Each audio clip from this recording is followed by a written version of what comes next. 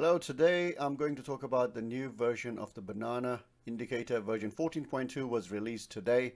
There were some bugs that got removed. I know version 14.1 was released just 3 days ago. I found a few problems and I had to quickly change those.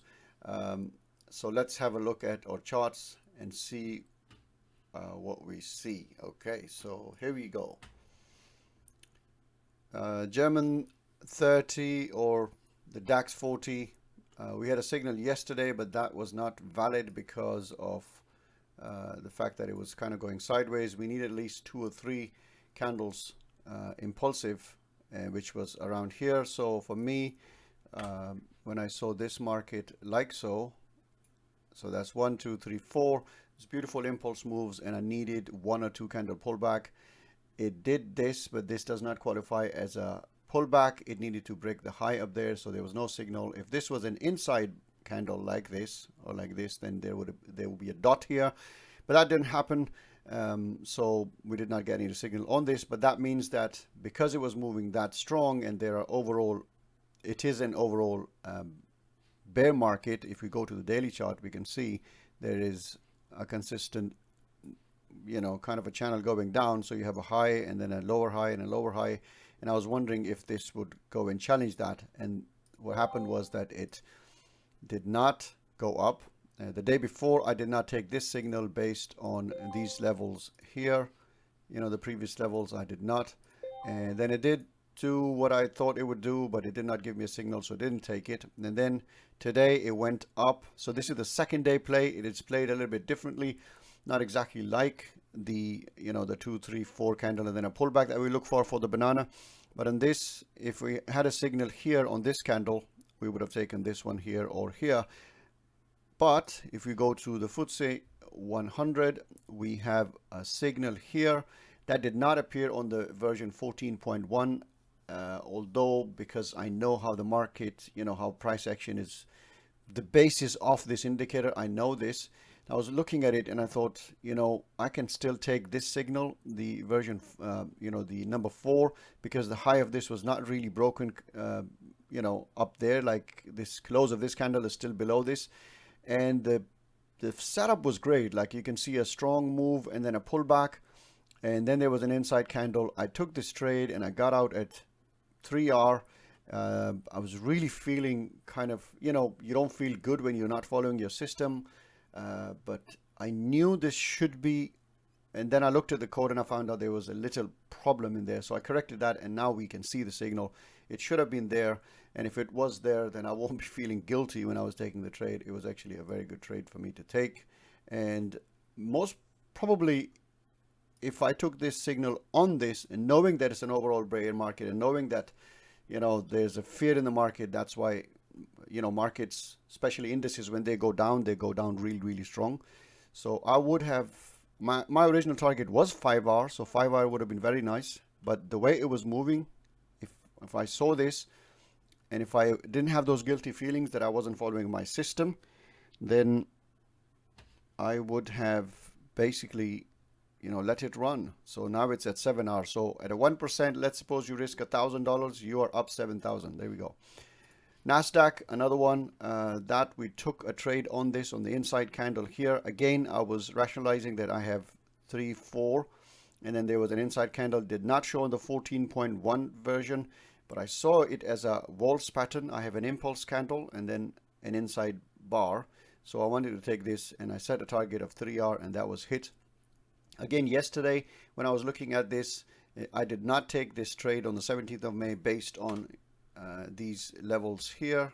Let me mark them again. So I didn't want to take into a support and resistance pivot zone there. And then the day after, I saw that it could go down, but it didn't really give me that impulse move. Like, for example, a few days ago when it was a scenario like this, we had these 3 candles. And then there was a signal, so it was very easy to take this one. Although I didn't take on the Nasdaq. I actually did take on the Nasdaq, but the bigger position was on the German DAX. So as you can see, 2 candles, a very strong, lovely move down. And for those who would say that, I'm just looking at hindsight and blah, blah, blah, that's a total different thing. If you know how to trade the system, if, you learn this method and you can trade it yourself. You don't have to see my live trade. you need to see your live trade based on this method. So here we go. That's the next one, and I'll go to US 30. So US 30, I would not have taken this one because it was too early anyway.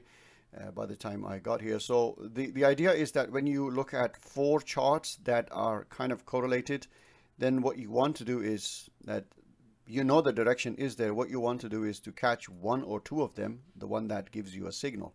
So for example, you quote Nasdaq and you quote UK 100 with a signal, or even if you just took the Nasdaq 100 over here, that would do the trick. So one of them is enough. Yesterday we took a trade on this pound dollar on this signal here. Minsk, the member name, congratulations to her for taking this trade. It was a 3-hour trade, exited here. I had a bit of a problem with this. I took the trade here, then I got out, and then I realized my mistake and I got back in. So obviously I got a worse entry. So I got one here and one there. Let me actually show you that. So I was in here first and it started going up. I got out thinking, because I didn't really believe in this one. I don't know why, but I was wrong, obviously. The best thing is to just go with your system. So then I realized my mistake and I got back in over here, and then I set another limit sell order here. So when price went up, it got me in. And overnight, because I'd moved stop loss to break even, I mean, I should have put my stop losses to that level, but I didn't. And look at this. It just literally touched it and went down. And then when it came down, I thought, you know, those buyers who bought here, they might buy more. So because the pound dollar is not really moving really strongly, so what I'll do is that I will just take my some profit. So I took some profit on that. Pound yen, I did not look at it yesterday, but Sam had a pending order here, and then when price went up, the ATM automatically deleted his pending order up there. But if that didn't happen, it would have been a nice 3-hour trade on this. I mean, pound yen moved better than the pound dollar because I think the market was moving according to the yens. Euro dollar, I had a trade on this here and I cut it short quickly, and then when I saw this happening, I got back in. So I got some profit from this. So I got in here, the trade goes down there, and the same technique when I saw in the morning that, you know, it went up and now it's coming down. I thought, you know, these buyers will start buying again. So I got out of this trade, and so turned into a good winner in the end. Euro yen, yesterday some people took this trade, but it was not really clear for me. The move was not really clear, but now we can see that they got it right and I got it wrong. So dollar yen, a strong move yesterday, and it's moving today again, but I could not trade it because this is how you would have seen it. So it was within a trading range, and I want a clear breakout of the trading range. If I took a trade in here, then that means that I will have to take this signal and this signal and this signal and these signals as well. Actually, I did take this one because around that time, it wasn't really a trading range. It was almost like a, you know, major trend reversal. But I ignored this wick and I paid the price. That's all right. And then it turned into a trading range, and then I didn't touch it. Today, I could have traded short, but could not, because based on the system, if you see, price actually went too far up, so the moving averages crossed over, and that's why we were getting a buy signal. Now I wasn't going to buy this because I know that the overall thing is going down. If you look at the daily chart, we can see this is a beautiful trend reversal signal here. If you took this trade on the daily, it has a potential of coming all the way down here, just like when we had a long signal here. Suppose if you took this one, you'd probably be getting out here with 3-hour or 4-hour, or maybe now.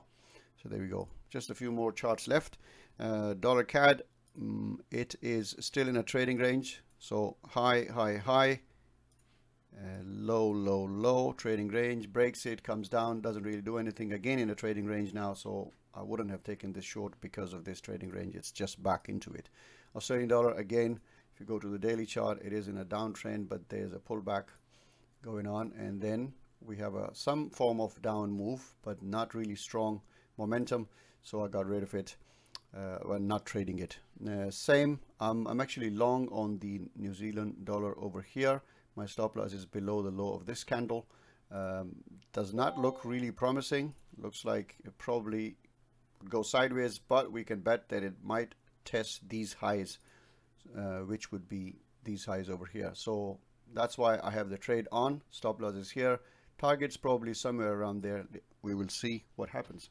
Thank you for watching.